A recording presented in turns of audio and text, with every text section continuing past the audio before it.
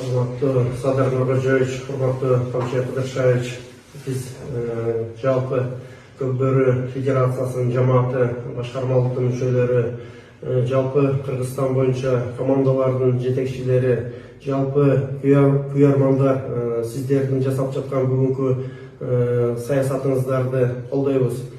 Өлкөбүздөгү болуп жаткан экономикалык өсүштөрдү, өлкөбүздөгү 30 жылдан бeri чечилбей келе жаткан көйгөйлөрдүн баарынын чечилишин көрүп, жүрөгүбүз кубанып келет.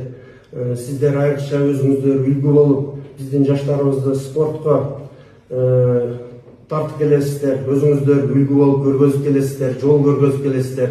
Мына биз ушуларды көрүп, биздин жаштарыбыз дагы абдан шыктанып, сергек жашоого кадам шилтөөлө бүгүнкү күндө.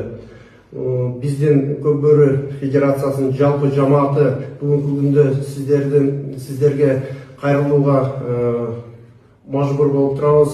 Себеби дегенде өзүңүздөргө белгилүү болгондой үстүбүздөгү жылдын март айындагы Нооруз турнириндеги кырсыкка байланыштуу биздин Көкбөрү оюндары убактылуу токтотулуп турган. Biz бүгүнкү күндө жалпы күйөрмандар, жалпы көкбөрүчүлөр сиздерден суранып кетебиз.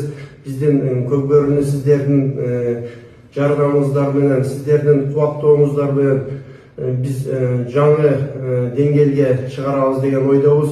Ошол оюндарыбыздын жанданышын башталышын, кайрадан башталышын чыдамсыздык менен күтүп атабыз. Ошого сиздердин жардам беришиңиздерди биз жалпы жамаатыбыз суранып кетебиз. Рахмат сиздерге.